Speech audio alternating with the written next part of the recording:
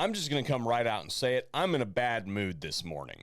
If you haven't noticed, the last couple days, I've done everything in my power to stay away from discussing this topic. I find it absolutely reprehensible when the deaths of innocents, particularly the deaths of children, are used for political gain and political expediency. And predictably, like clockwork, we have a presidential nominee using the deaths of children to advance their political agenda before the bodies are even buried.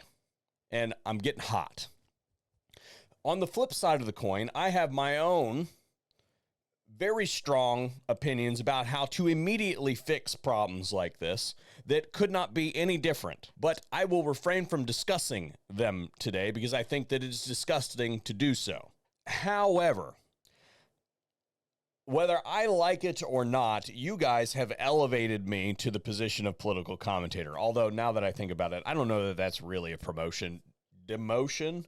I have been relegated to the position of political commentator. I feel considerably better about that. Because of some recent developments as of late last night, I feel as though I need to ask you, as a community, what you think about this. The father of this waste of human refuse has been charged in this incident, and I need to present some facts to you, and then you tell me what I should think, because I find conflict with myself on this particular issue. I would normally not put a sponsor on a video like this because I find that also to be pretty slimy. But this is an opportunity where I think I can use a sponsor to do some good. We don't talk about medical enough. Oftentimes it gets relegated to the background. Lots of people carry guns, but don't carry basic things like tourniquets, for instance. Well, the place that I use is Medical Gear Outfitters. You've heard about them before. They're good people over there. They've got everything from like your specialized kits for like car accidents and stuff like that to the individual items where you need like chest seals, tourniquets, or you need something to fix Timmy's scraped up knee. You can get it all over there at Medical Gear Outfitters, and they do offer you guys a discount, and you can find all that information over at the affiliates page. I don't need to plug it any more than that. But what I will leave you with is, even if you don't know how to use all of the equipment, having the equipment so that maybe somebody comes along that does know how to use it, will have the tools that they need to help people, I think is a responsibility that we should all take. Now, I have very strong opinions about how the media should operate when it comes to discussing these sort of news updates.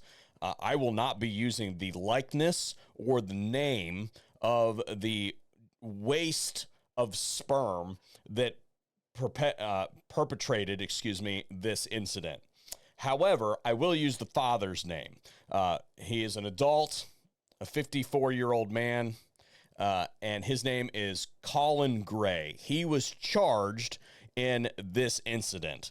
He was charged with, and let me make sure I get it right, 4 counts of involuntary manslaughter, 2 counts of second-degree murder, and 8 counts of cruelty to children. Now, this is the most extreme that we've seen a parent of one of these shitbags be treated after an incident like this. And this stems from the fact that the father said that they had weapons in the home, but they were hunting weapons, quote unquote, whatever the hell that means, and that they are sequestered from use from the, you know what, we're going to come up with a name for him. I've never been to prison, but I know several people who have, and they tell me that people who hurt kids don't do well in prison. So we're going to refer to him as state-sponsored lunch for the rest of the video. So SSL was not supposed to have access to the weapons.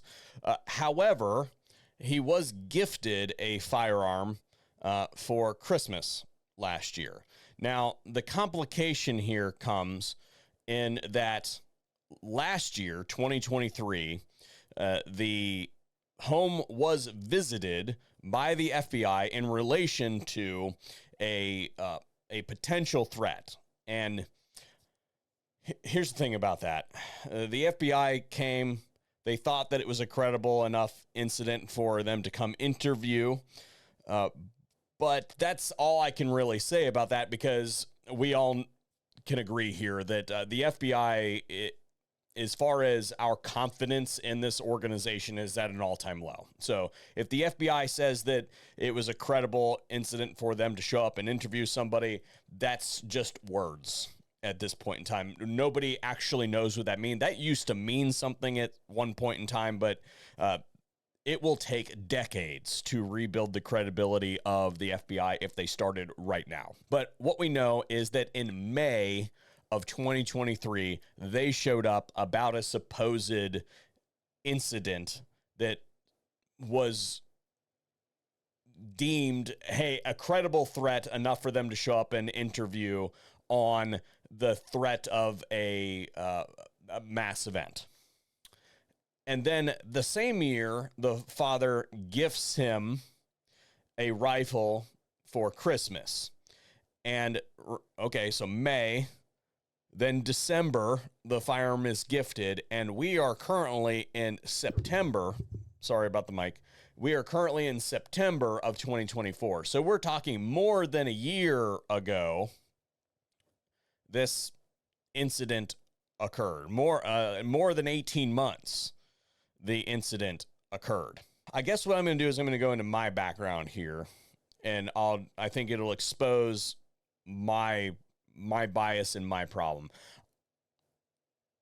I was taken out of school to go deer hunting when I was in 6th grade. Now, let me do the math here. I was 14 years old as a freshman, so 13, 12, 11.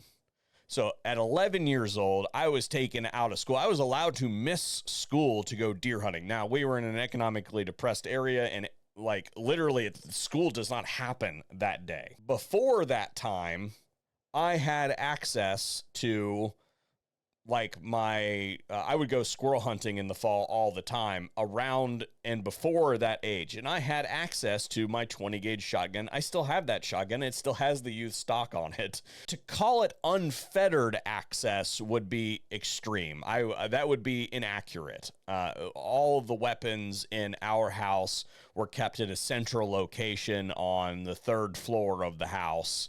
And kind of, it wasn't even really a full 3rd floor, like you can see where the roof comes in. They were kept in a locked space most of the time. And to be able to go groundhog hunting or something like that, I had to go to my father and say, hey, can I have this? And much to my chagrin, he would not give me enough ammunition to waste most of the time. But, ammo was expensive and he was paying for it at the time, so whatever. That changed slightly as my oldest brother and I became of age. So around the time that I was able to drive, the weapons access was considerably looser. I guess what I'm getting at here is that the proactive approach of my parents to introduce me to these items, acknowledge that they exist, and train me to use them in a responsible manner, I credit with where I am today as a responsible firearms owner and advocate for the Second Amendment. And that will piss people off. But what I'm saying is that this story that I have just given you is not uncommon. Many children are brought up with this in their home and are taught to do this responsibly. And the mechanism for doing that is to actually introduce them and train them that they are dangerous implements that are to be treated with respect, et cetera, et cetera. And many of you will echo what I have just said. It is also not uncommon to give weapons as a gift. It is a status symbol. It is a coming of age thing that is gifted to oftentimes young men as they become more and more in the male community. This is just a thing that happens. Again, many of you will echo this. I received many firearms that I still have today, and many of those I cherish because they were gifts from my father. That doesn't mean that I didn't abuse the heck out of them when I was using them in the woods. Some of them I wish I would have treated better. What I'm trying to say is that this is not a weird thing, except for the other circumstances. My mother was not a drug dealer, meth head, domestic abuser. My parents are still together to this day. I don't know how sometimes, but God bless them. None of my brothers are that. This is why you don't feed your kids soy. Now, don't mistake me. I'm not trying to say that people who come from broken homes or people who have shitty parents should somehow lose their Second Amendment rights. That's not what I'm saying, and I think that most of you who watch the channel would know that that's not something that I would advocate for. But I would also say that none of us thought it would be cute to threaten to shoot up a school. So my question to you is, May to December, enough time of the FBI literally coming to your house and interviewing your delinquent child about some crap that they were talking on the internet about harming people?